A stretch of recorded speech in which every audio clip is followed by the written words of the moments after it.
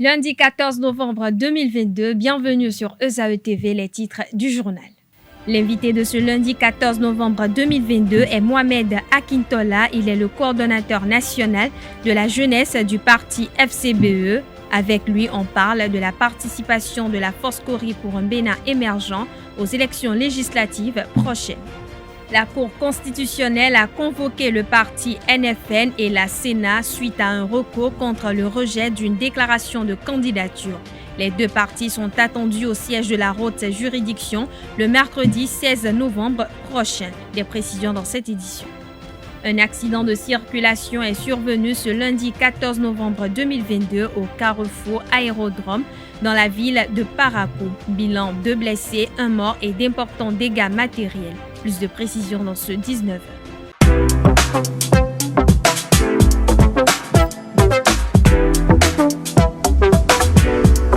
Moi, je suis à ESAE et toi? Moi, je suis en administration des finances à ESAE. Moi, je suis en diplomatie et relations internationales à ESAE. Moi, je suis en journalisme à ESAE. Émission ici, c'est ESAE. Moi, je suis en communication marketing à ESAE. Moi, je suis en droit à ESAE. Moi, je suis en gestion des ressources humaines à ESAE. Moi, je suis en gestion des marchés publics à ESAE. Moi, je suis en administration du travail et de la sécurité sociale à ESAE. Moi, je suis en sciences économiques à ESAE. Moi, je suis en banque finance à ESAE. Moi, je suis en administration générale à ESAE. Moi, je suis en audit et contrôle de gestion à ESAE. Moi, je suis en sciences juridiques à ESAE. Moi, je suis en administration générale et territoriale à ESAE. Moi, je suis en transport logistique à ESAE. Moi, je suis en gestion des projets à ESAE. Rejoignez-moi, c'est la meilleure université. Nous sommes à ESAE. Rejoignez-nous. À ESAE, l'excellence a un nom.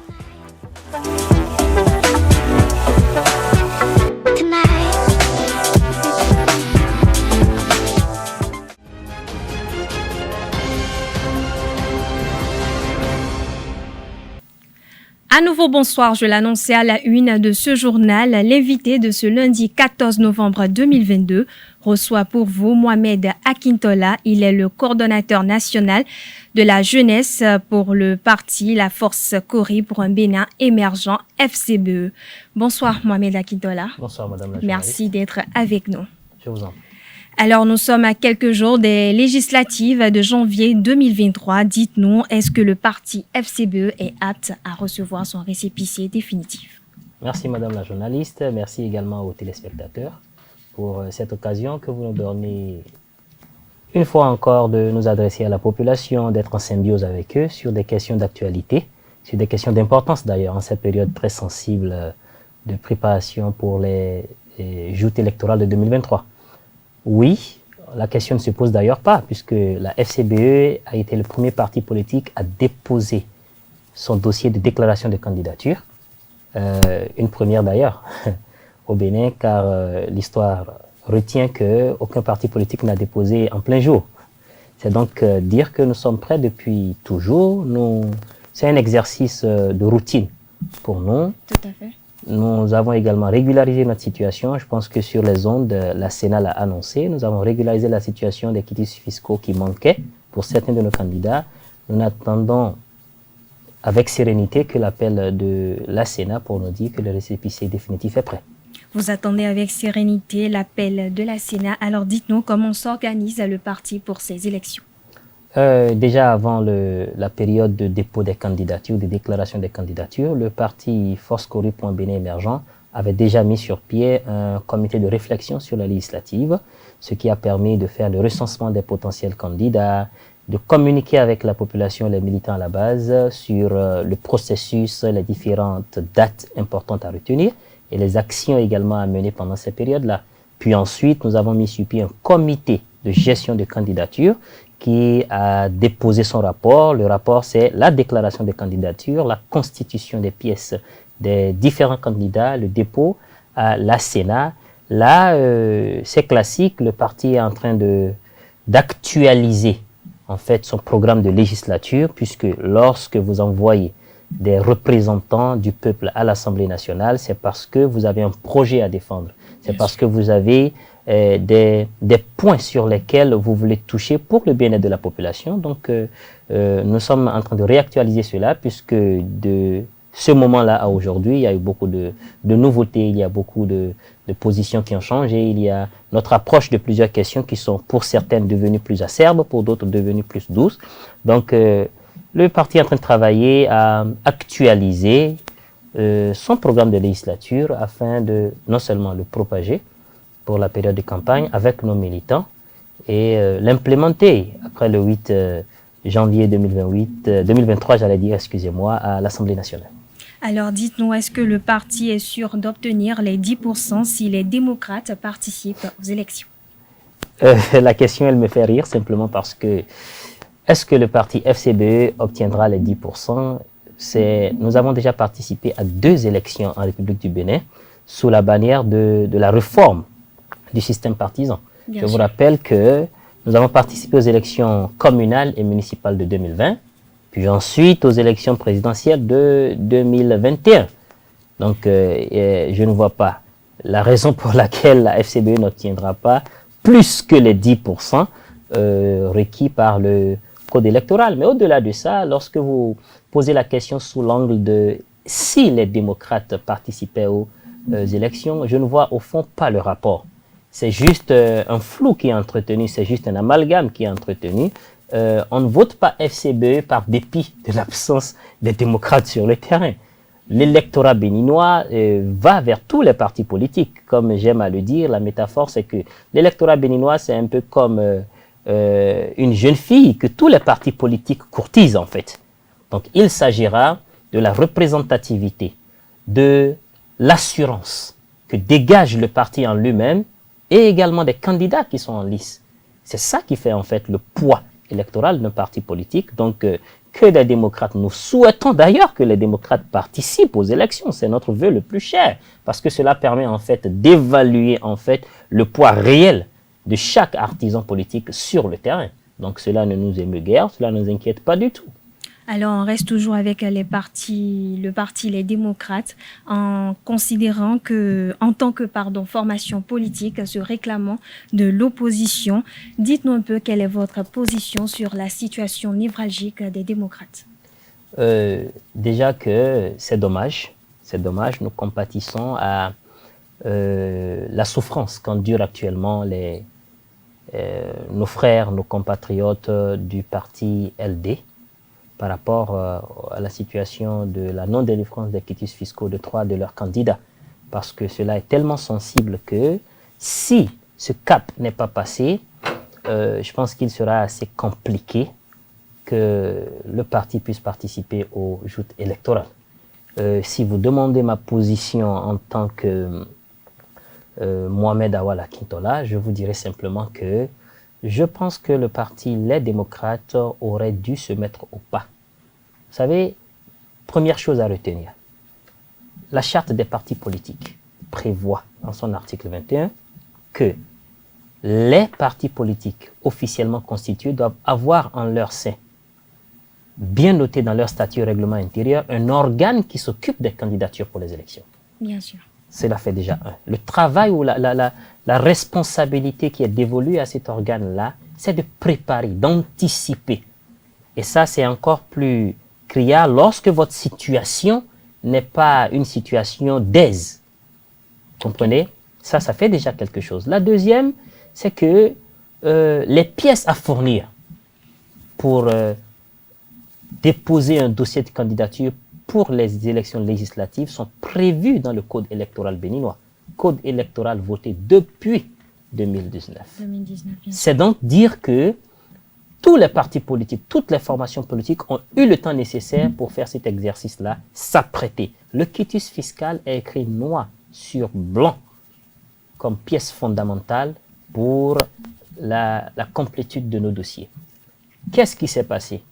Les démocrates auraient pu faire comme tous les autres partis politiques. Il y a des partis politiques qui ont mis sur le trottoir des candidats qui avaient quand même un poids en matière d'électorat. Mais simplement parce qu'ils avaient des situations fiscales douteuses, ils auraient pu faire la même chose, ils auraient pu faire le même exercice. Pourquoi forcer?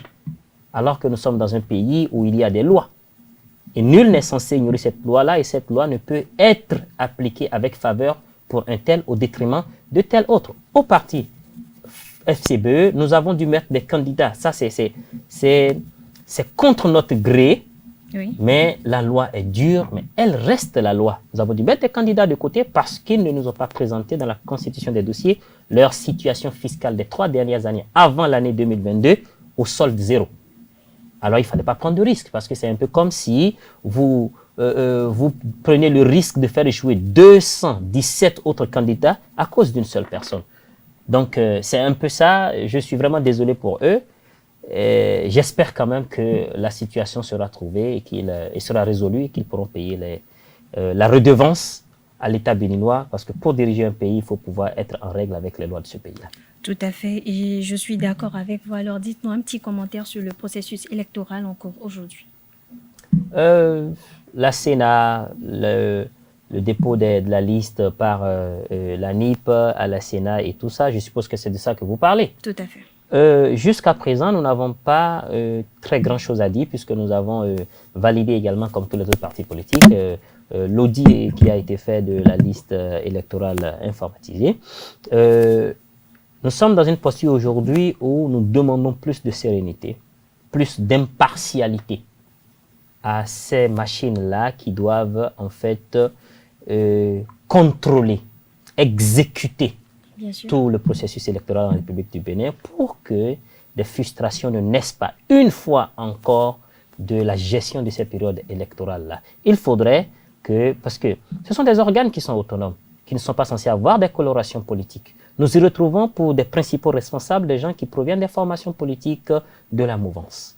Il faudrait que, certes, ce sont des gens qui ont une compétence à apporter, mais il faudrait qu'ils puissent faire la part des choses, se départir de leur militantisme actif pour travailler pour le peuple, pour travailler pour leurs concitoyens. C'est ce que je peux dire. Nous attendons d'observer. Je demanderais juste qu'il y ait un certain équilibre dans les agents électoraux, dans le positionnement des agents électoraux. Il faudrait que tout le monde puisse se sentir représenté tout le long du processus et surtout qu'il y ait une stricte séparation du pouvoir, de manière à ce que des agents, par exemple, du judiciaire ne s'invitent pas là, ils ne doivent pas s'inviter, que la police ne sème pas le trouble qu'il est censé empêcher d'exister. Vous voyez un peu ce que je veux dire? Oui. Qu'il y ait quand même un certain équilibre pour que tout le monde se dise « nous l'avons fait ». C'est clair, tout le monde l'a vu et plus personne ne peut remettre cela en cause. Cela permettra de faire ressortir la réelle volonté du peuple.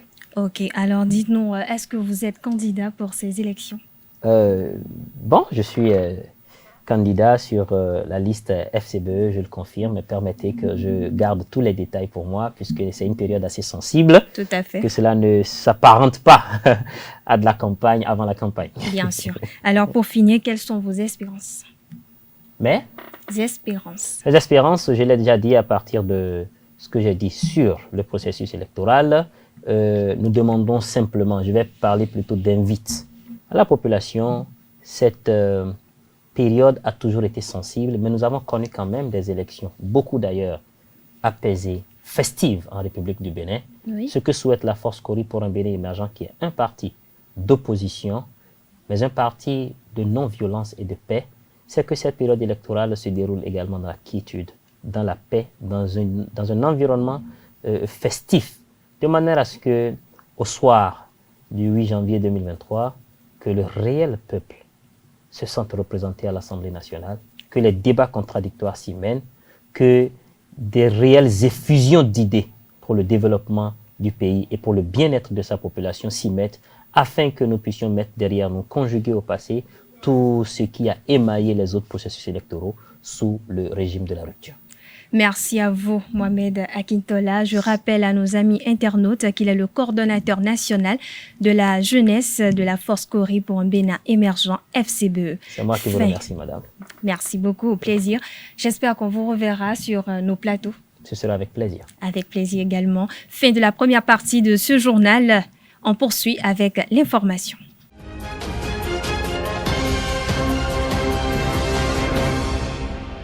À nouveau, bonsoir. Merci de nous préférer pour vous informer. Je l'annonçais au sommaire de cette édition. Dans le cadre des élections législatives de janvier 2023, la Cour constitutionnelle a convoqué le parti NFN, entendez, Nouvelle Force Nationale, et la Commission électorale nationale autonome, Sénat, suite à un recours contre le rejet d'une déclaration de candidature. Les deux partis en sont attendus au siège de la haute juridiction le mercredi 16 novembre prochain. Mercredi 9 novembre dernier, la Commission électorale nationale autonome Sénat a fait, après examen de validité des déclarations de candidature dans le cadre des élections législatives du 8 janvier prochain. Ceci aux 8 partis politiques en lice pour les joutes électorales. La formation politique NFN a vu son dossier rejeté pour motif de doublon. Une décision contestée par la formation politique. Conformément au code électoral, la haute juridiction devra trancher dans un délai de 5 jours ouvrables. Les regards sont donc tournés vers le siège de la Cour constitutionnelle pour savoir en faveur de qui les sages rendront leur décision. À quelques heures de la date limite fixée pour mardi 15 novembre 2022 par la Commission électorale nationale autonome Sénat pour compléter les dossiers de candidature aux législatives du 8 janvier prochain, 3 candidats du parti d'opposition Les Démocrates n'ont toujours pas obtenu leurs quitus fiscaux. Il s'agit de Justin Adjovi, Jean-Marie Alagbé et Patrick Djivo. Pour Basile Arossi, vice-président du parti Les Démocrates, il y a toujours un petit document, un argument qui vient déranger les partis de l'opposition. Pour l'heure, la participation législative de janvier 2023 est encore incertaine malgré le dépôt de leur dossier de candidature à la Commission électorale nationale autonome Sénat. Le père Destin Akpo a procédé au lancement de son 3e livre intitulé « Dieu n'est pas con », un livre qui raconte l'histoire d'une jeune fille qui rêve de devenir cadre et qui a connu des péripéties sur son chemin, mais aussi qui est restée accrochée à la culture béninoise. La cérémonie de lancement s'est déroulée le samedi 12 novembre dernier au Collège catholique Saint-Michel de Cotonou. Le film de la cérémonie avec Quentin Amoussou. C'est ainsi qu'est intitulé le 3e roman du père Destin Akpo, une œuvre avec un style dynamique qui raconte le vécu d'une jeune fille. C'est aussi un livre dont le titre n'est pas d'office lié à sa soutane, mais plutôt qui porte sur des thématiques qui touchent le quotidien. Il est articulé en 3 pages subdivisées en 4 parties. Ces parties contiennent des sous-parties nommées items. Ainsi, la première partie intitulée « Mandrindité », c'est-à-dire que je vais dire un peu ou m'étendre un peu. C'est à la page 87. Évidemment, Dieu n'est pas con, mais pourquoi faut-il le préciser? Le titre de cet ouvrage a suscité plusieurs débats au rang des personnes présentes à ce lancement. Est-ce qu'il suffit de voir un livre « Bon, Dieu n'est pas con » et juger? Je crois qu'il faut l'ouvrir, non? Il faut ouvrir le livre pour voir pourquoi Dieu n'est pas con. Et c'est largement distillé dans le livre, du début jusqu'à la fin. Et à chaque fois, ça revient d'ailleurs, Dieu n'est pas con. Entre 2 personnages, ils discutent et même tirent la conclusion que Dieu n'est pas con. Cette polémique, je l'ai prise avec joie. Je me suis dit, très bien, si déjà le titre commence par déranger, si déjà le titre commence par susciter un tel débat, alors c'est une bonne nouvelle. C'est une bonne nouvelle, en tout cas en ce qui me concerne.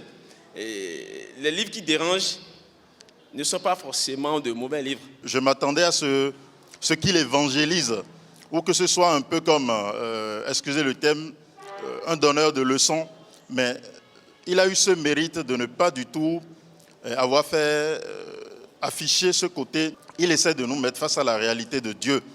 Que nous soyons croyants ou athées, si je peux me permettre, nous nous rendons à l'évidence qu'il y a une certaine réalité de la présence d'un être suprême. C'est ce qu'il dit aisément en disant, bon, Dieu n'est pas con. Dieu n'est pas con en nous créant libres et intelligents. Un ouvrage plein de leçons qui parcourt la culture béninoise de par ses valeurs, comme toutes ses premières œuvres littéraires, À toi qui t'en vas et colorant Félix. Un bus de la compagnie ATT a occasionné un accident de circulation survenu ce jour, 14 novembre 2022. C'était au carrefour Aérodrome dans le 1er arrondissement de la ville de Parakou. Le bilan de ce drame fait état de 2 blessés, 1 mort et d'importants dégâts matériels. Selon une source, le bus sans passager a quitté le siège de la compagnie et a foncé droit dans un immeuble qui abrite plusieurs sociétés. On parle toujours de drame. Un incendie s'est déclenché au petit matin de ce lundi 14 novembre 2022 au Plasma Bar de Godomain, situé dans la commune d'Abomey-Calavi.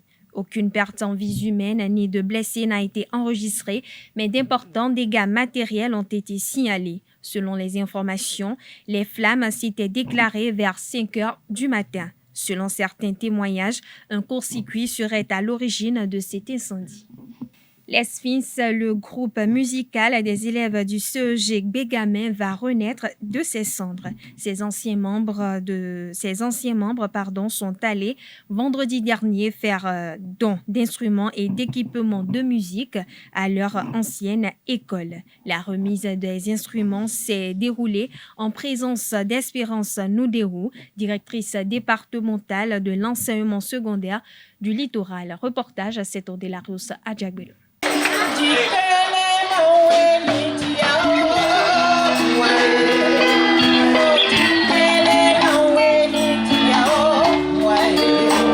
Comme un rossignol, la belle Rosine Dahiro, d'une voix qui a traversé les âges sans altération, annonce le grand retour des Sphinx du CEG Bégamin. 45 ans après leur séparation, les membres du mythique orchestre des élèves reviennent dans l'enceinte du collège où ils ont exprimé leur talent et assouvi leur passion. Nous sommes réunis ici pour accomplir un vœu, un engagement, celui de poursuivre l'œuvre que nous avions initiée durant les années 70-80 en animant la vie culturelle à travers un groupe musical qui a fait le bonheur et la renommée de notre collège. Pour la Renaissance, les Sphinx Forever ont apporté des instruments de musique aux apprenants. Il s'agit d'un clavier piano digital, une guitare rythmique, une guitare basse, une batterie Yamaha, une table de mixage, une enceinte de sonorisation, une paire de tumbas, un clavier, 4 microphones, un amplificateur pour guitare basse, un amplificateur pour clavier, un amplificateur pour guitare solo, 4 câbles de micro, 2 câbles de guitariste, 2 câbles de micro, 5 bonnettes anti-vent et 2 onduleurs. Ce don réjouit à plus d'un titre les bénéficiaires. Ils révèlent leur potentiel aux donateurs.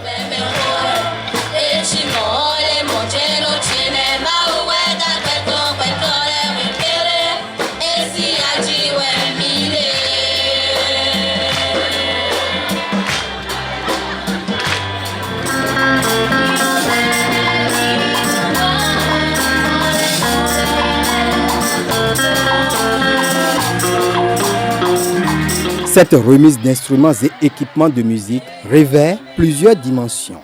C'est ici que prend tout son sens la date selon laquelle tout arrive à point nommé à qui sait attendre. La cérémonie qui nous réunit cet après-midi a un caractère spécial.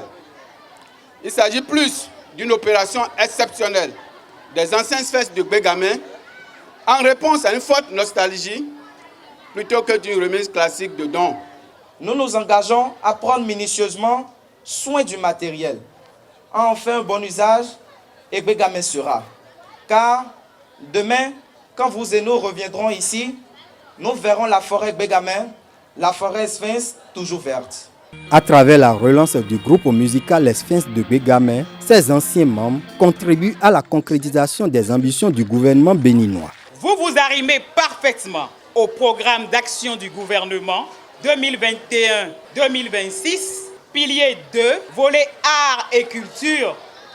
Premier objectif stratégique, je cite, promouvoir l'émergence des talents en milieu scolaire. Fin de citation. Ainsi, vous participez à la réalisation du double objectif de l'école, former et sociabiliser. Les Sphinx Forever entendent offrir d'autres instruments au collège dès que possible. Mais avant, ils signent la convention de donation avec l'administration du CEG Gbegame sous l'égide de la direction départementale de l'enseignement secondaire. On parle sport à présent. Le championnat national à saison 2022-2023 a pris son envol le samedi 12 novembre 2022. L'affiche inaugurale a opposé Ayema FC au Dragon de Louémé au stade municipal de Pobé. Au terme du match, c'est Ayema FC qui sort victorieux avec le score de 3-0. Les détails de la rencontre avec Aneldo.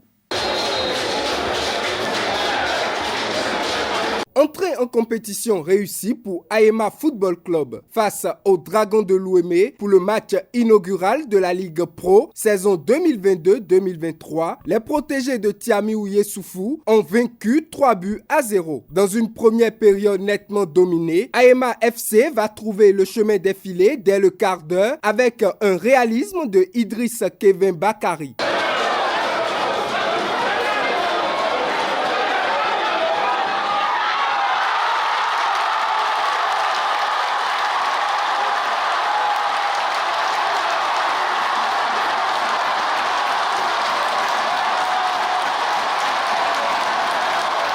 Assiégés sur le rectangle vert, les Dragons de Louémé n'ont pas fait mouche. Dans la foulée, le deuxième but des hommes de Pobé éteint les feux des Dragons à la 39e minute.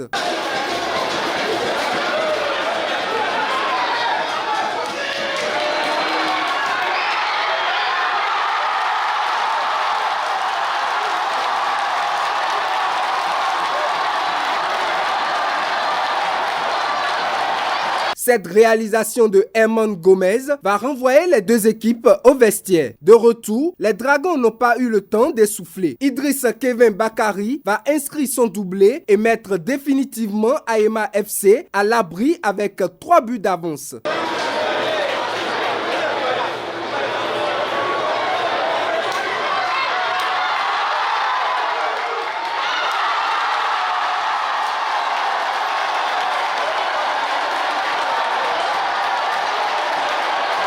Le match a été gagné avec la manière, c'est avec joie, puis c'est notre première journée. Ouais.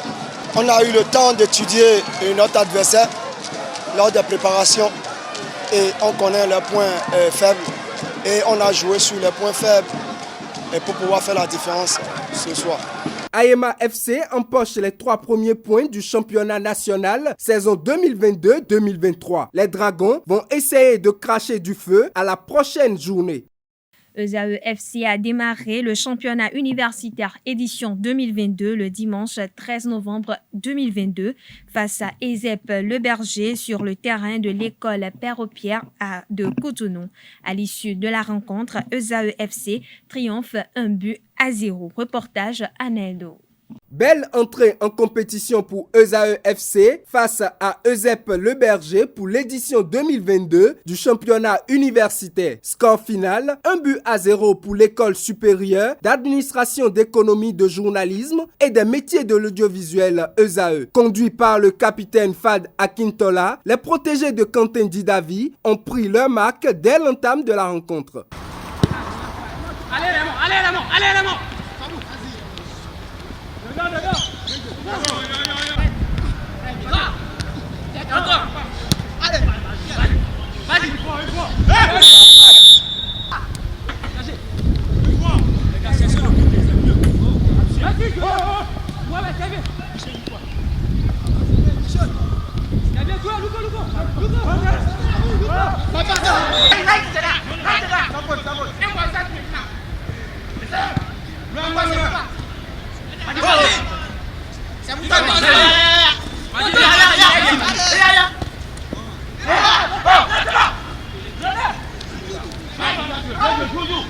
À la 38e minute, sur un corner direct, ESAE prend les devants de la rencontre.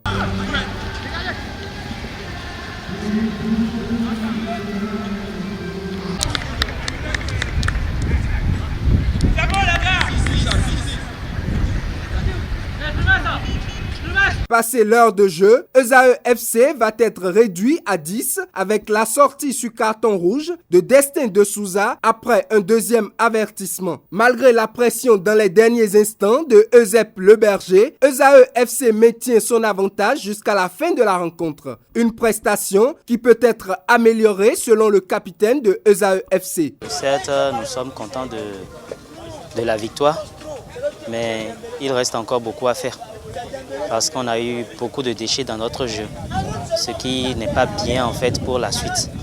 Mais pour les fois à venir avant notre prochaine rencontre, on va essayer de corriger tous les grains qu'il faut. ESAE FC rencontre l'ENEAM pour son deuxième match le mercredi 16 novembre 2022. Coton Football Club a entamé dans la douleur la défense de son titre de champion du Bénin. Opposé d'entrée face à Ofmas Sad FC, les cotonniers ont remporté le gain de la partie en toute fin de match grâce à un penalty de Salim Bawa à la 96e minute. Victor Zvonka, l'entraîneur, a fait le débriefing de la partie à Setondelarios à Djagbenon. Suivez plutôt.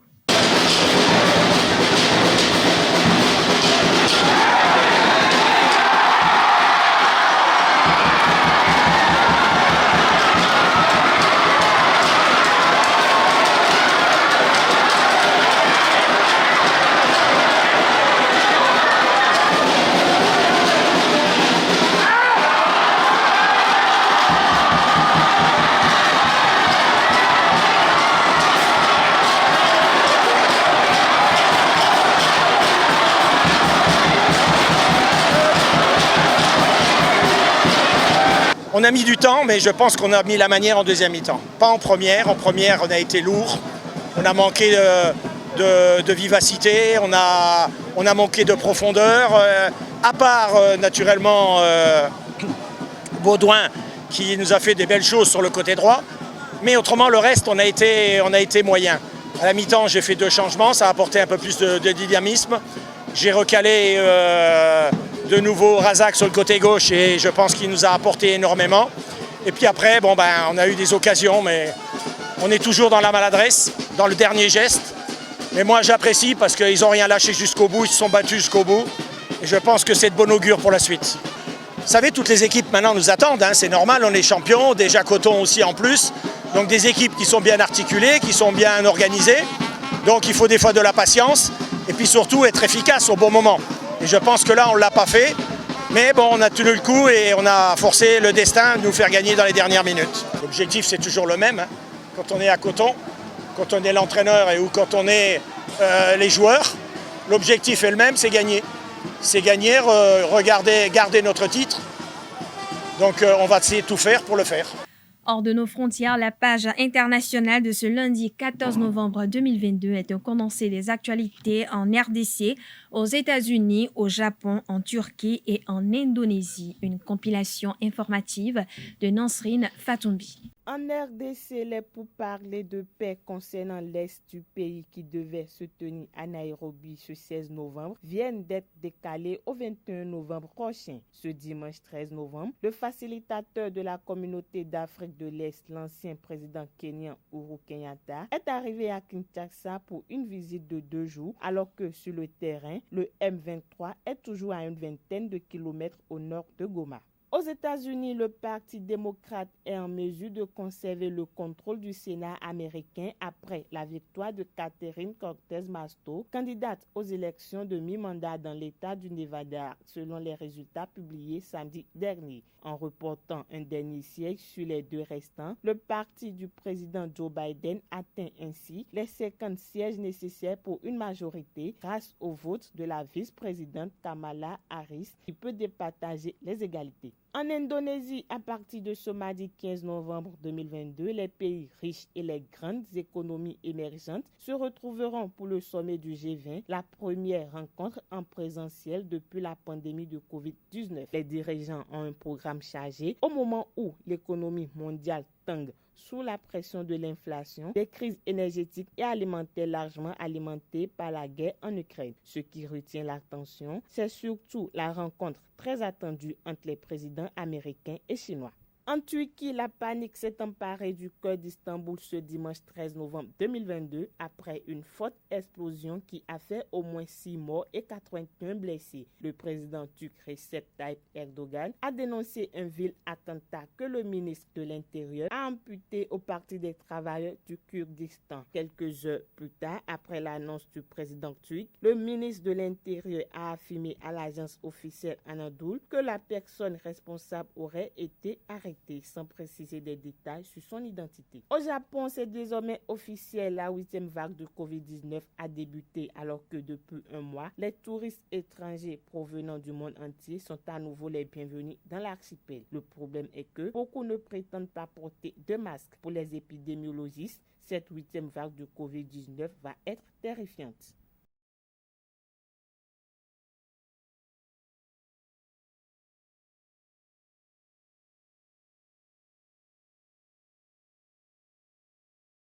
Voilà, chers internautes, ainsi prend fin cette édition. Merci pour votre attention. Agréable soirée à toutes et à tous.